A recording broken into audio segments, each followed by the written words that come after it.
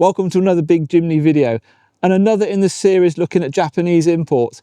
In this one we're going to take a look at the Jimny Kei-car. We've previously looked at the Sierra, which you'll know is the equivalent to the one that we had in the UK, the SZ5. We've looked at the Nomade, which is the 5-door, and now we're looking at the Kei version.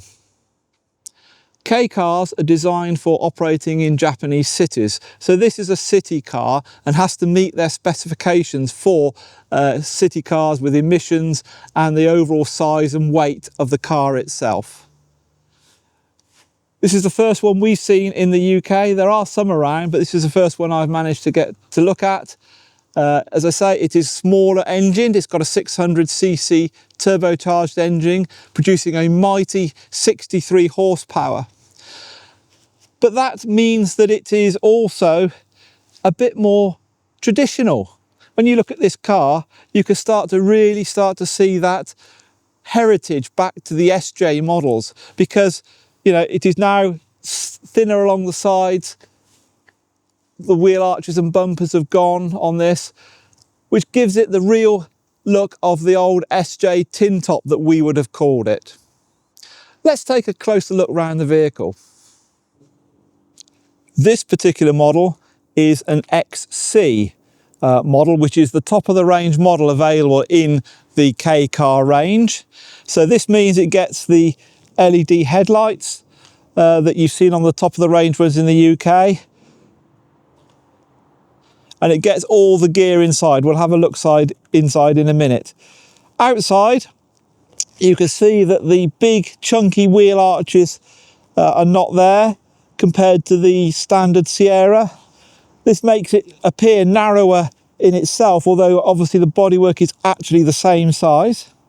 It's also got smaller wheels fitted, smaller tyres. These are 175s. So overall, everything begins to look a lot smaller in these cars, even though the body is exactly the same size. As I said, it is the XC, so it has all of the top of range things like the folding door mirrors with the built-in indicators. Yeah. It has alloy wheels, which are slightly different than the alloy wheels that we get on the Sierra and the SZ5, but there's still alloy wheels on this model. But as you're looking at it, you'll start to see that things like the bumpers are also different. They're narrower in dimensions. They don't stick out as far as the SZ5, and they don't stick out at the size. Again, this creates a smaller looking car, as it's not so big and chunky. But as I say, it is very retro looking. As I look along the side here now, I can see all the signs of it being a heritage car for the SJ. These smaller bumpers and that have the advantage that they actually improve its off-roading. I've seen a lot of reports from people who've been off-roading Jimnys that say that the Kei-car, because of the shorter, stubbier bumpers, and that has got a much better ramp over angle than the bigger Sierra versions. Being the top of the range ones, it has all the features that you'd expect on a Japanese one for being top of the range. It has got the keyless entry pads here so that you can go in and out of it. Now this one is obviously an import into the UK under the IVA terms. So you can see at the bottom it's got the fog lamp fitted as well to meet with the UK import regulations. This particular one is an automatic. And as I said, it's 660 cc's with a turbocharged engine. Inside, you get all of the standard sort of equipment you'd expect on a Jimny at the top of the range. So it's got the fully automatic air conditioning fitted.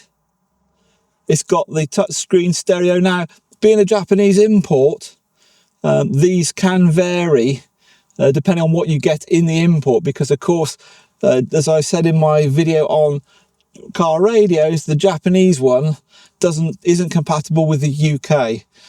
This one's also got some usually a toll equipment for going through the Japanese tolls still in here.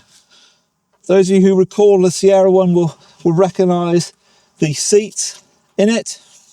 as being the Japanese style seats. So apart from that, everything is very much exactly as you expect. And as you can see, it is exactly the same size as the Sierra. It's only on the outside that the width becomes noticeably different. In the rear, this is the four-seater. So it has the two seats in the back, and they fold down in exactly the same way as they do on all the models that we have seen. So it's also got the box in here as well, and these are the fold flat seats. And so we can now look under the bonnet. As I said, this is the 600cc turbocharged engine. There is the world's smallest turbocharger just tucked inside there, which I guess is because it's only 600 cc's. You've got an intercooler here up at the front. So these are all different to what we would normally have on our Jimnys. It's a 3-cylinder engine, so it's a lot shorter inside the engine bay than we're also used to seeing, where the 1.5 basically fills up the engine bay a lot more than it does. Apart from that, everything else is very familiar to those of us in the UK. Interesting enough, for those of you who are looking at the Sierra versions, remember the Japanese Sierra versions had soundproofing all in the bonnet, and also they had extra soundproofing on the Nomade around the bulkhead, which this one doesn't have. Apart from that, very much the same as you've seen before. An advantage of Japanese Jimnys is often cited as the fact that the Japanese don't tend to salt their roads. They do salt them in some places, but not everywhere. And this Jimny is a testament to that. At just over 50,000 miles, it's as clean as a whistle in most places underneath, with just the odd touch of brown.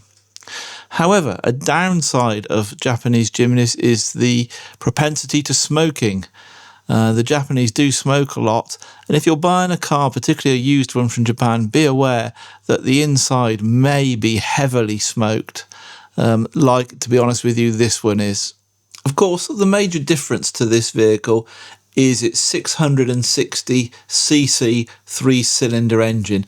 This is the major change from the 1.5 that we're used to. So as part of this review, we did drive it around, and I will now let some of the driving video play out without commentary, so that you can hear the engine and noise, because I think for most people that's going to be a significant factor in the choice of vehicle.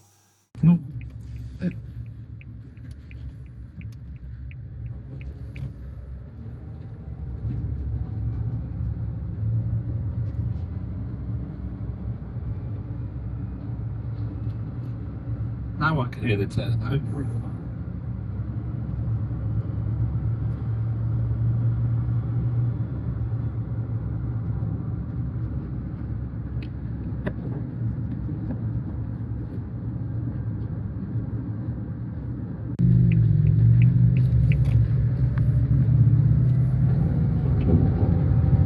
This was the nemesis of the SJ, this hill, Hungry Hill.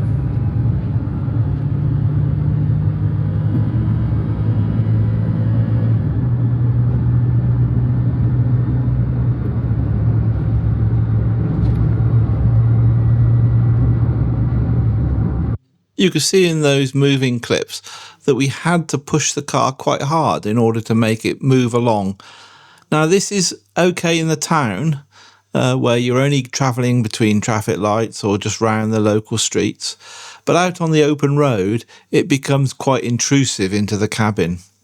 So I think that really what we're saying here is this little 660cc car is actually good for what it was designed for. It's a town car. That's what the Kei-cars are. So it's good around town. Sprightly enough to get you around the traffic and park easily and things like this.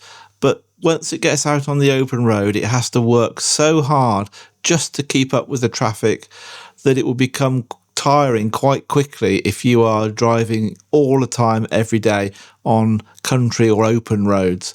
So bear that in mind. If you're looking for a little town car, this could well be the car for you. So that was a quick run round of the Jimny Kei-car. As you can see, it's very similar to all the other Jimnys, apart from the outside look and feel. So there isn't a lot more I can say about it other than it's a nice Jimny. What do I like about these? I actually like the fact that you can really go retro with them. That, to me, is the key behind the Kei-car, is that it just looks like the old SJ tin tops. And therefore, by the time you've put some extra bits on it, perhaps some retro decals, some retro wheels, and that, you've seen them in Japan. They do this a lot in Japan. You know, a fully retro grille. This thing really then has the authenticity of the SJ about it. It's nice. So they're a different buy than the chunkier Sierras, but they have their own charm about them, and I really like them. So I'd like to thank Ali here at Fine Drive Motors, who allowed us to come and film this car. We spotted it, that they had a Kei-car, and we've wanted to see one for a long time, and Ali said we could come over and film this, so thank you to him. At the time of filming, this is here for sale if you're interested in a Kei-car. So if you want to contact them, then it's Fine Drive Motors. Apart from that, I'd like to say thank you very much for watching. Remember to like and subscribe, and until next time, drive carefully and we'll catch you further down the road.